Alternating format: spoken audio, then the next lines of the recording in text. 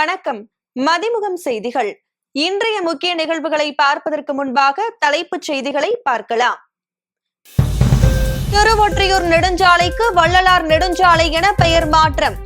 சென்னையில் வள்ளலார் ஆய்வு மையம் அமைக்கப்படும் என முதலமைச்சர் மு.க.ஸ்டாலின் உறுதி.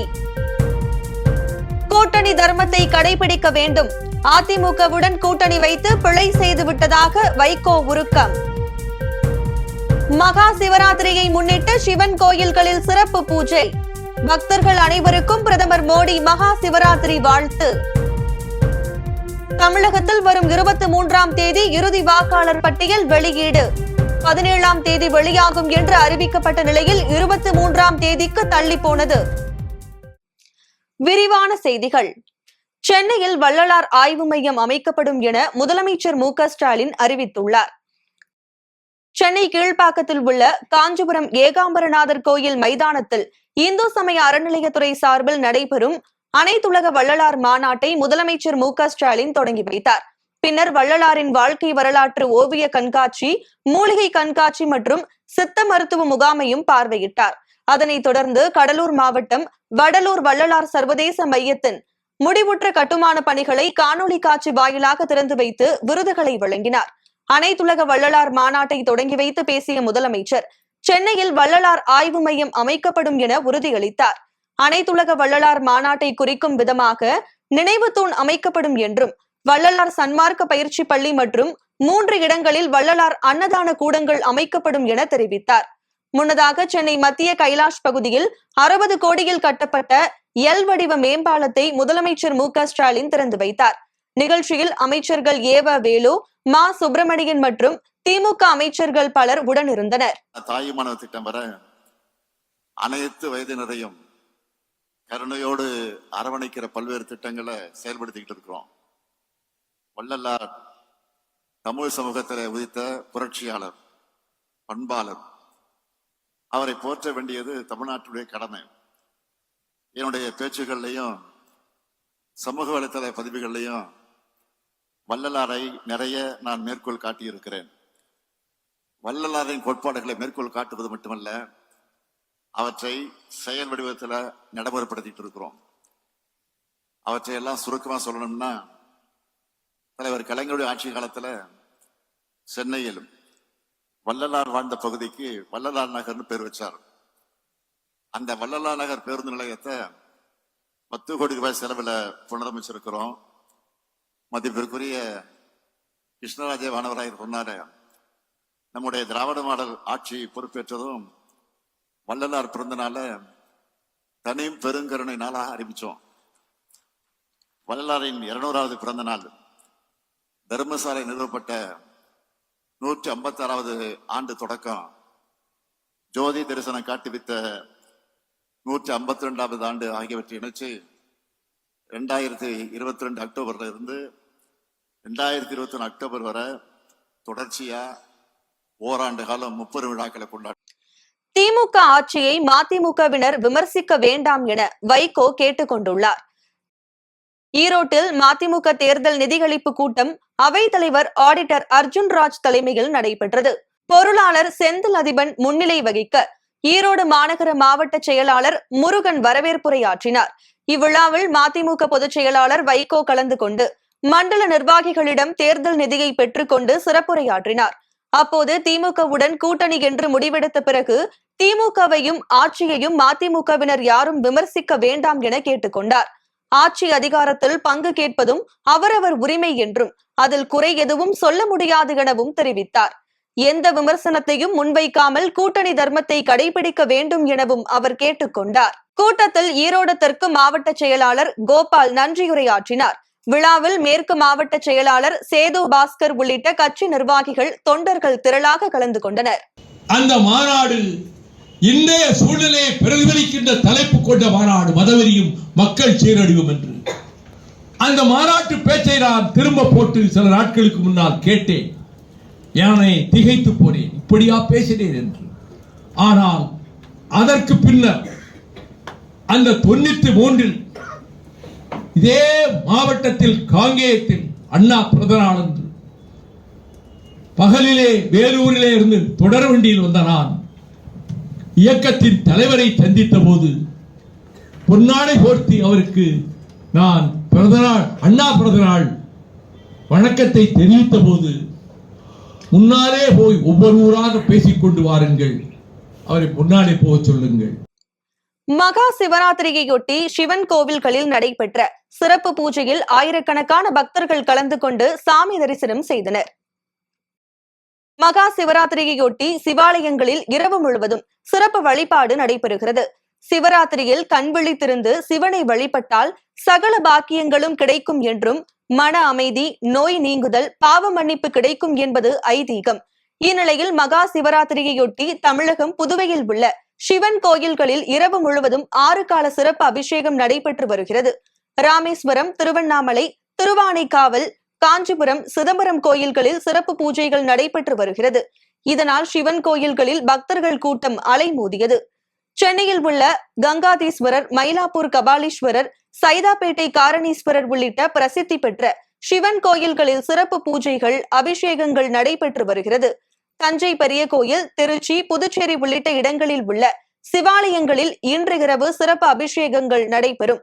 திருவண்ணாமலை அண்ணாமலையார் திருக்கோவிலில் மகா சிவராத்திரி விழா கோலாகலமாக கொண்டாடப்பட்டு வருகிறது. மாலை 6 மணி முதல் அதிகாலை 6 மணி வரை தொடர்ந்து பல்வேறு இசை கச்சேரிகள் நடைபெற்று வருகிறது.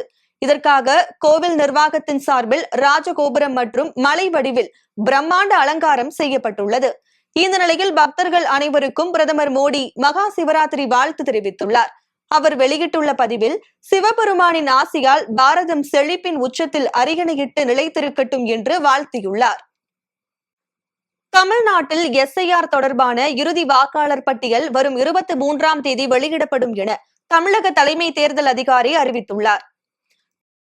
தமிழகத்தில் கடந்த அக்டோபர் மாதம் 27ஆம் தேதி நிலவரப்படி 6.41 கோடி வாக்காளர்கள் இருந்தனர். சிறப்பு தீவிர திருத்த பணிகளை முன்னிட்டு வெளியிடப்பட்ட வரைவு வாக்காளர் பட்டியலில் 5.43 கோடி பேர் மட்டுமே இடம்பெற்றிருந்தனர். மொத்தம் 97.37 லட்சம் வாக்காளர்களின் பெயர்கள் அதில் நீக்கப்பட்டிருந்தன. இந்நிலையில் வரைவு வாக்காளர் பட்டியல் வெளியிடப்பட்ட டிசம்பர் 19ஆம் தேதி முதல் பிப்ரவரி 10ஆம் தேதி வரை வாக்காளர் பட்டியலில் பெயர் சேர்க்க திருத்தம் செய்வதற்கான அவகாசம் வழங்கப்பட்டது. இதையடுத்து 22 லட்சத்திற்கும் மேற்பட்டோர் வாக்காளர் பட்டியலில் பெயர் சேர்க்க விண்ணப்பங்களை சமர்ப்பித்துள்ளனர்.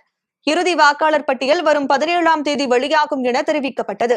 இந்நிலையில் 17ஆம் தேதி வெளியாக இருந்த இறுதி வாக்காளர் பட்டியல் வரும் 23ஆம் தேதி வெளியாகும் என தேர்தல் ஆணையம் அறிவித்துள்ளது.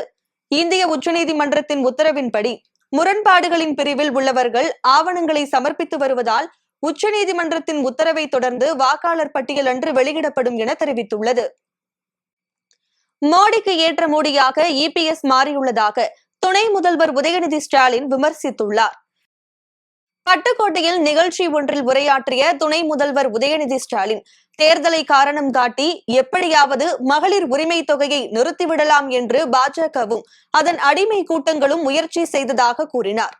ஜாடிக்கு ஏத்த மூடி போல மோடிக்கு ஏற்ற மூடியாக EPS மாறியுள்ளதாக விமர்சித்துள்ள உதயநிதி ஸ்டாலின், 2026லும் திராவிட மாடல் ஆட்சிதான் அமையும் என நம்பிக்கை தெரிவித்தார். முல்லைக்காடு பகுதியில் கப்பல் கட்டும் திட்டத்தை ரத்து செய்ய வேண்டும் என தேமுதிக பொதுச் செயலாளர் பிரேமலதா விஜயகாந்த் வலியுறுத்தியுள்ளார். தேமுதிக பொதுச் செயலாளர் பிரேமலதா விஜயகாந்த் வெளியிட்டுள்ள அறிக்கையில், கோவளம், பசுவந்தரை, தன்பாடு மற்றும் அதன் சுற்றியுள்ள பகுதிகளில் செயல்பட்டு வரும் சிறு உப்பு உற்பத்தியாளர்கள் சங்கங்கள் மற்றும் ஆயிரக்கணக்கான உப்பள தொழிலாளர்களின் வாழ்வாதாரத்தை கடுமையாக பாதிக்கும் வகையில் முல்லைக்காடு பகுதியில் கப்பல் கட்டும் தளம் அமைக்கும் திட்டம் உள்ளதாக குறிப்பிட்டுள்ளார்.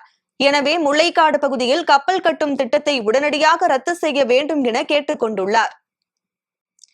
பாஜகவை எதிர்க்கும் துணிச்சலும் தைரியமும் காங்கிரசுக்கு மட்டும்தான் உள்ளதாக MP மாணிக்கம் தாக்கூர் தெரிவித்துள்ளார். மதுரை திருப்பரங்குன்றத்தில் விருதுநகர் நாடாளுமன்ற உறுப்பினர் மாணிக்கம் தாக்கூர் தலைமையில் காங்கிரஸ் செயற்குழு கூட்டம் நடைபெற்றது. இந்த கூட்டத்தில் திமுக கூட்டணியில் கூடுதல் இடம், காங்கிரஸ் கேட்கும் தொகுதிகளை திமுக வழங்க வேண்டும், ஆட்சி அதிகாரத்தில் பங்கு என்பது உள்ளிட்ட 7 தீர்மானங்கள் நிறைவேற்றப்பட்டுள்ளன. இந்த கூட்டத்தில் பேசிய மாணிக்கம் தாக்கூர், பாஜகவை எதிர்க்கும் துணிச்சலும் தைரியமும் காங்கிரசுக்கு மட்டும்தான் உள்ளது என கூறினார். ராகுல் காந்திக்கு திமுக தலைமை கொடுக்கும் முக்கியத்துவத்தை காங்கிரஸில் கீழ் மட்டத்தில் இருப்பவர்களுக்கும் கொடுக்க வேண்டும் என கேட்டுக்கொண்டார்.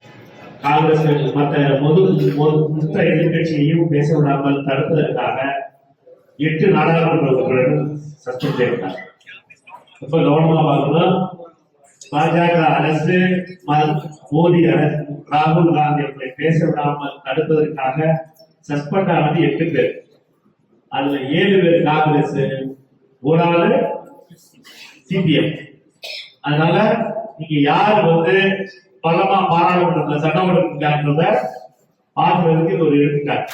அதனால சஸ்பெண்ட் ஆனது புரியுங்கிறோம் சொல்றாங்க. சஸ்பெண்ட் ஆகிறதுலாம் ஏங்கிறதும் நம்ம எல்லாருக்கும் தெரியும். அதனால உண்மையாக நம்ம கொடுக்கப்பட்டதை பாஜக எதிர்த்து நிற்கக்கூடிய தைரியம் காங்கிரஸ் மட்டும்தான் இருக்கு. தாவேக தலைவர் விஜய் குறித்த கேள்விக்கு நடிகை த்ரிஷாவை தொடர்பு படுத்தி பேசிய நயினார் நாகேந்திரனுக்கு பாமக நிறுவனர் ராமதாஸ் கண்டனம் தெரிவித்துள்ளார். ராமதாஸ் வெளியிட்டுள்ள அறிக்கையில், கடந்த 2023ஆம் ஆண்டு குஷ்பு குறித்து திமுக பேச்சாளர் சிவாஜி கிருஷ்ணமூர்த்தி அவதூறாக பேசியதற்கு தற்போது பாஜகவில் உள்ள குஷ்பு கொதித்தெழுந்து பெண்களை பற்றி தவறாக பேச யாருக்கும் தைரியம் வரக்கூடாது, வந்தால் அடிப்போம் என்றார். ஆனால் இது குறித்து அவர் கண்டனம் தெரிவிக்காதது வருத்தம் அளிப்பதாக பதிவிட்டுள்ளார். புதுக்கோட்டை மாவட்டத்தில் 3 கோடி மதிப்பிலான கட்டிடங்கள் திறப்பு விழா நடைபெற்றது.